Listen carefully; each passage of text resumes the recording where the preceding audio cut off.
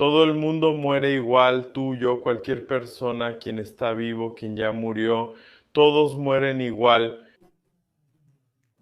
No creas que eres muy guapa o muy guapo, todos vamos a morir igual. Por el mismo motivo, el motivo es fisiopatológico. Y te voy a explicar por qué va a pasar eso. Y ahora el reto es grande, ¿eh? ¿Cuántos tipos de situaciones hay en las que las personas mueren? Y para decirte que todos mueren igual, tengo que probarte cómo sucede eso. Y eso es lo que voy a hacer en este video. Quien está llegando ahora, quien es curioso, aunque no sea del área de la salud, está llegando ahora, ya deja tu like ahí, no dejes de dar me gusta. De vez en cuando hacemos estos contenidos que a la gente le gustan para entender realmente cómo funciona el cuerpo y en este caso, cómo muere el cuerpo. ¿De acuerdo? Aprovechando, entonces no dejes de dar tu like y dejar tu comentario. Vamos entonces.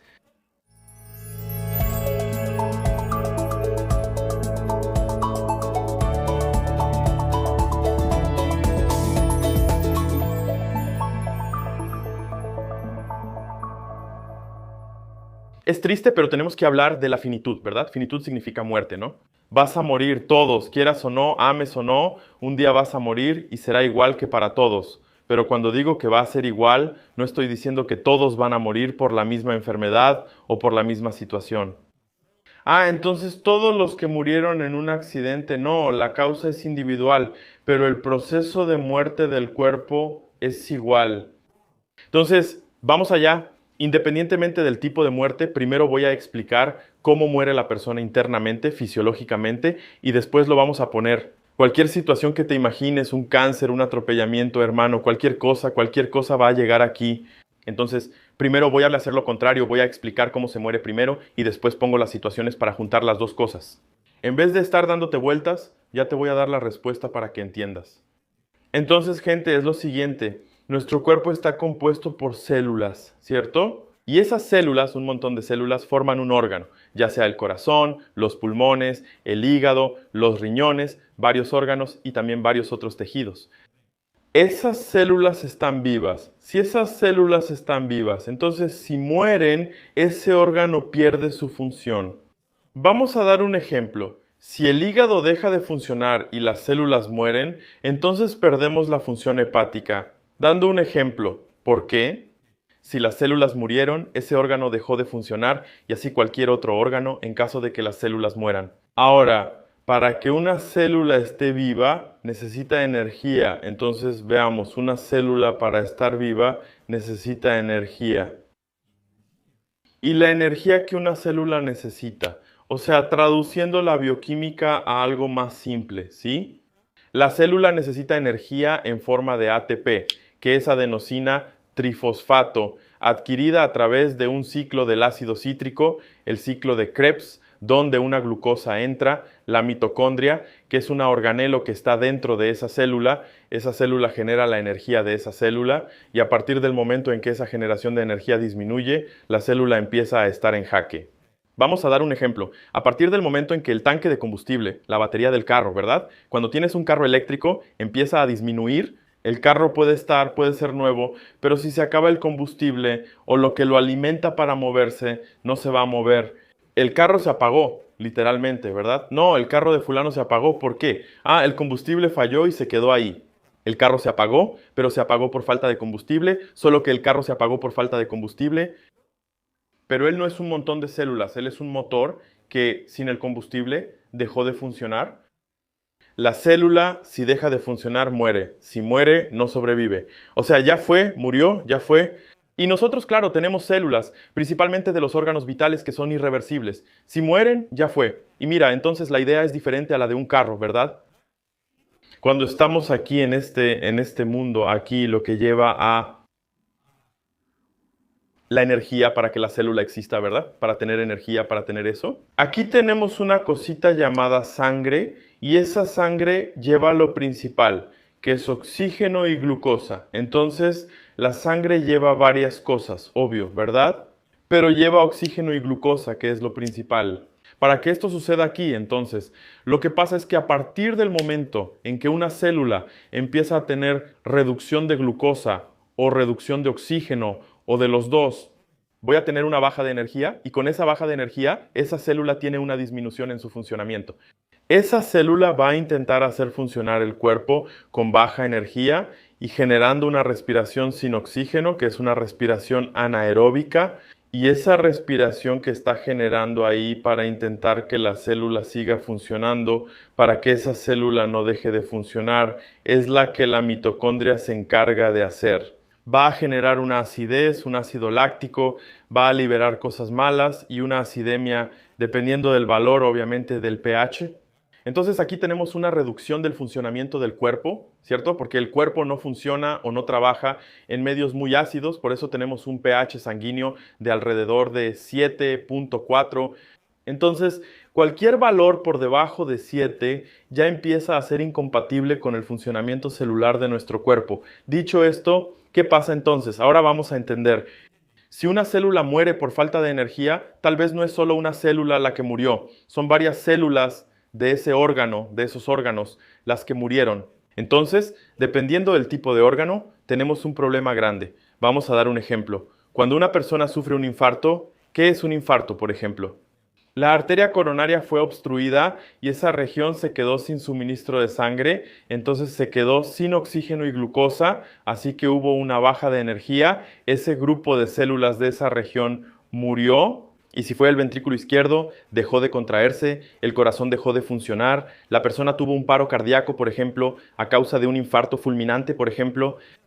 Entonces, esa persona murió porque hubo una baja de energía. Ese grupo de células dejó de funcionar, solo que ese grupo de células era muy importante porque era él quien mandaba sangre a todo el cuerpo, dejó de enviar sangre a todo el cuerpo, entonces todas las células de todo el cuerpo murieron. Entonces, un paciente que tuvo ese infarto fulminante, entonces se pudo explicar.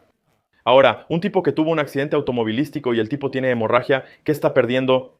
Si pierde más del 50% del volumen sanguíneo, va a ser insostenible que el resto del cuerpo reciba oxígeno y glucosa. Entonces, esa persona murió debido a una baja de energía por causa de una hemorragia masiva.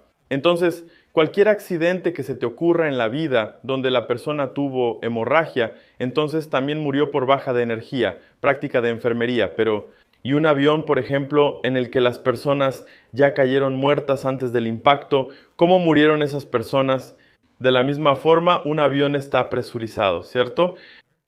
Ahora, si el avión está presurizado y, no sé, está a más de 10.000 pies, no sé cuántos miles de pies va a estar volando, cuántos metros, en fin. Pero cuando hace un descenso, si tiene una caída muy rápida, no vamos a poder tener esa diferencia de altitud.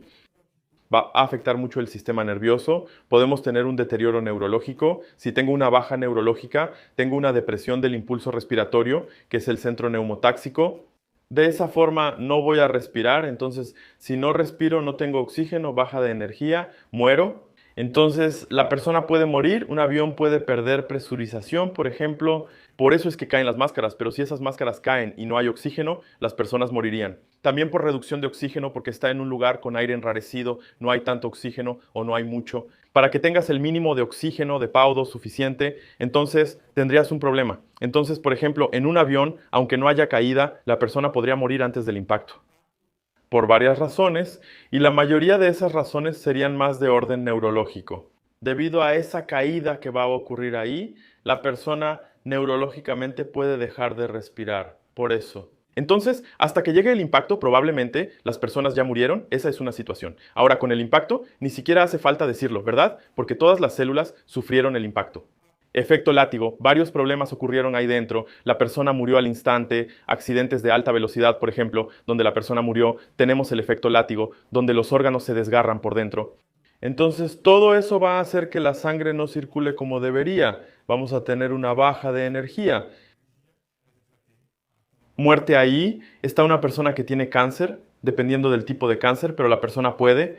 Está siendo minado por unas células con control desordenado y eso está perjudicando el funcionamiento, ¿no? Entonces, si una célula tiene su funcionamiento, ahora hay una célula al lado que fue contaminada. Gente, orden de funcionamiento. En realidad, está haciendo que ese órgano funcione mal y entonces ese órgano empieza a presentar problemas. Entonces, dependiendo del tipo de cáncer, es porque sangre y la persona morirá con, por ejemplo, un cáncer de cara, es violento, en pocos días la persona se va. ¿Por qué? Si tengo ahí un órgano que produce una hormona la insulina, que es vital, pero no es lo único que produce, ¿verdad? Tiene otras hormonas, tiene otras enzimas que libera ahí.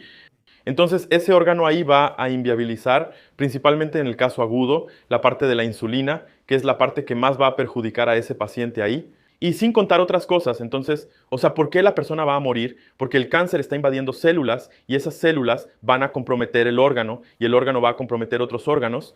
Y todo eso va a causar que una baja en el funcionamiento y va a comprometer los órganos prioritarios que generan eso. De aquí serían el corazón, los pulmones y el sistema neurológico, ¿verdad? Esa tríada termina trabajando en conjunto para que tengamos oxígeno y glucosa. Si recibo un golpe en la cabeza, tengo un trastorno neurológico. Entonces puedo tener una reducción de ese impulso respiratorio y perder esto de inmediato. ¿Entiendes? O sea, la persona está en paro respiratorio, entonces también es una situación. El ACV es hemorrágico, de la misma manera, ¿verdad? Si hay un aumento de la presión intracraneal en la cabeza del paciente, no hay perfusión neurológica. Voy a perder sistema nervioso, voy a perder sistema nervioso autónomo, voy a perder el impulso respiratorio, entonces ese paciente va a morir por el ACV. Obviamente sí, pero lo que está llevando todo ahí al fallecimiento es esa cuestión de oxígeno, ¿cierto? Entonces, si empiezas a analizar diversas situaciones, un paciente durante una cirugía, ¿cuál es el riesgo de que ese paciente muera? No sé, una hemorragia que él puede tener ahí dentro, la cirugía era bastante compleja y podría generar una hemorragia de gran magnitud ahí, ¿no? Que puede llevar a la persona a eso. Entonces, si analizamos todos los tipos de fallecimientos, ¿ok? Y pensamos en la causa. Y si entramos un poco más en la fisiopatología, vamos a llegar aquí. Entonces, así, cuando digo que todos van a morir igual, igual en este punto. O sea, todo lleva a la reducción de oxígeno y glucosa. La mayoría es oxígeno.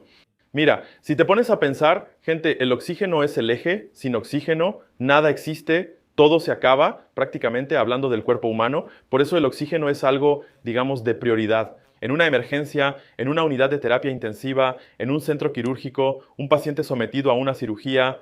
Esa parte de controlar los gases del paciente es muy importante, la parte de hemodinámica también, pero la parte de hemodinámica también se refleja en los gases, principalmente ese oxígeno.